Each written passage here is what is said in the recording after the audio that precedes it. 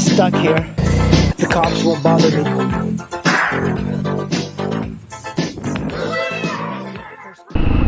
Alright, we're gonna make a right here. We're gonna go through some back roads. Brakes are a little mushy.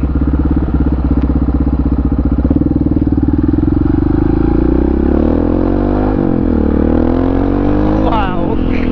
Whoa, man, it feels so good. It's just like, in a way, a Supermoto makes so much sense for riders that want to ride the city.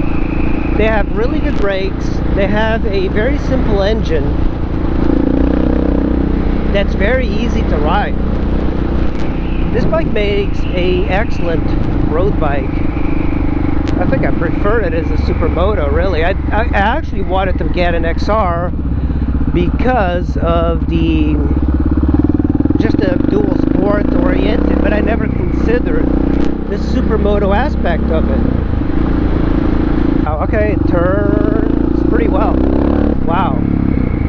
I'm used to the way the bike rode with the regular wheels.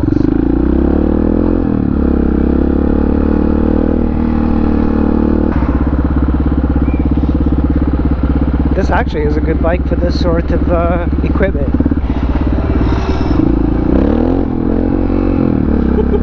That guy was telling me to do a wheelie. I was like, okay, I'll drop it into... That's the thing about this bike. It welcomes people to do wheelies. I haven't done any wheelie. I'm not used to it. Insane. It just makes such an awesome sound, guys. I'm not even going fast. I'm like...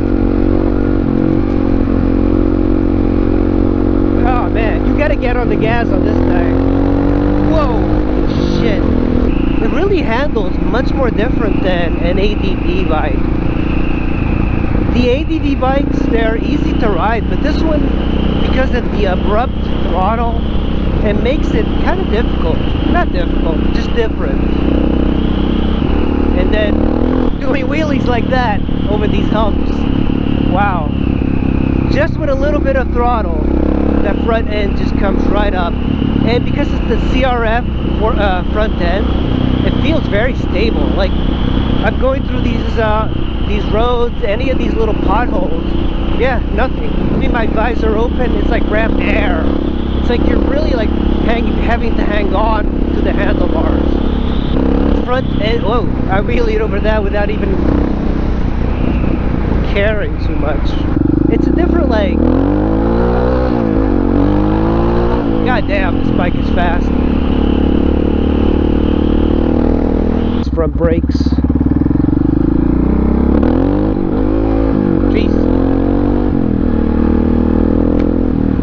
In comparison to a CRF 450, it's got a major size to it and weight, but the very interesting suspension and the way it makes power makes a very good bike for just riding. It's very smooth and very torquey. Consider that this bike makes a lot of sense if you're interested in doing Supermoto. And it's got a little bit of a higher top speed, and you can sustain it for a lot longer. Yeah, it's kind of one of those bikes, man, that it just feels fun to ride. I mean, this bike just going down the road is pretty intense. The way it just makes power. Oh, there's gravel here. There's always gravel on this corner. So interesting to ride. It's like... in a way, I kind of look at it as if this is the old Honda Africa Twin, the 750B Twin. It's as interesting as that one. And then the 450 by Honda, the CRF 450, it's like the new Africa Twin, a little bit more rounded in the corners, much more refined. It doesn't have the build that this has. See, that's the thing. You can't like be choppy with the throttle, but it's a choppy throttle.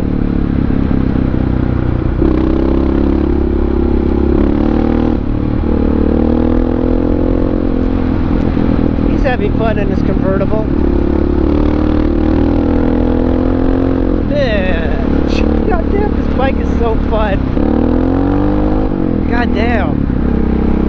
This bike, like when it starts speeding, you feel like if you speed on this thing, it does feel like a big sport bike. When a sport bike moves, you can kind of feel your brain getting pushed back into the cavity, your skull cavity. I'm gonna go this way. My wheelies aren't very good, but I don't really care too much about doing wheelies. But this bike is a wheelie machine. But it can cope. I wish I could see my speed. These are the type of roads that are fun on this bike.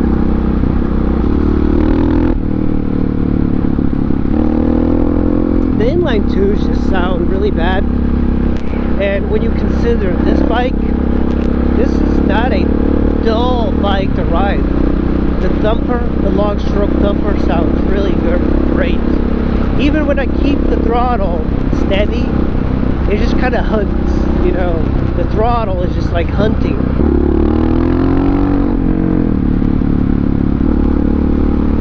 Yeah, it's a good bike. It's a bike that people can ride, but it is not a beginner bike at all. It's the type of bike that you get if you have some experience riding, because it's a powerful bike. The power is very abrupt. It's not like it's a xr650. xr650s are very easy to ride. They're plush, they're simple, they're docile. This is not docile at all. And I think this thing makes you ride it kind of hard and kind of be a douchebag rider if you're not careful. They like to come and check out what cars they have. These guys have some pretty badass cars.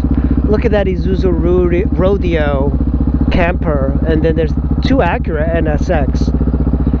I've always wanted one of those. Those are pretty badass. They have some amazing cars here. There's another Acura NSX. Those things have climbed up in price so much. And I used to have one exactly like that one, the Nissan 240SX.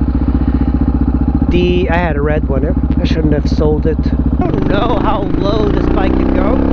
I know it can go really low and you can go sideways and stuff, but I am not used to it, so I am kind of trying to learn how to ride it. But man, I could definitely go faster on that. That's the thing. A lot of these bikes, when you think you can't go any faster in corners, bikes generally, if you lean it, it will go. Oh man. I think what I like about this bike is just the fun factor. If I go to a garage in DC, holy cow, this thing is just so loud. Jesus. This bike is just so fun to ride. And it feels like it's a workout.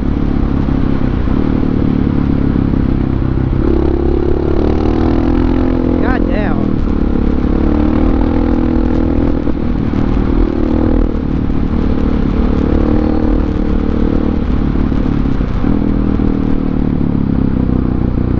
The brakes are a little mushy though.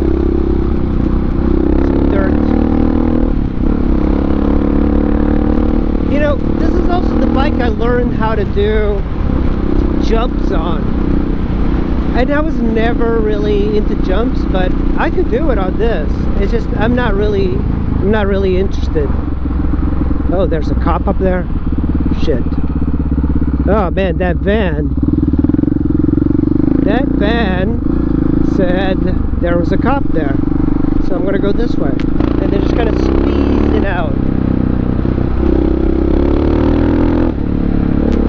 I think that's what I like, the low speed kind of like squirting around corners, and they're just kind of squeezing out. In these bumpy roads, man, you can go pretty fast.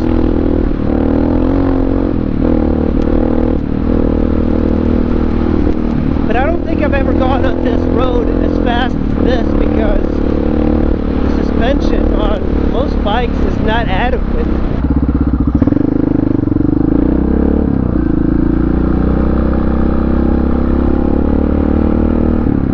It's a little bit old, but man, it's an antique at this point, but it rides like, really, like it's new. It really rides like it's new. I'm going to be breaking it down, cleaning everything, fixing things that need to be cleaned, and I will see you in the next video. Thanks for watching.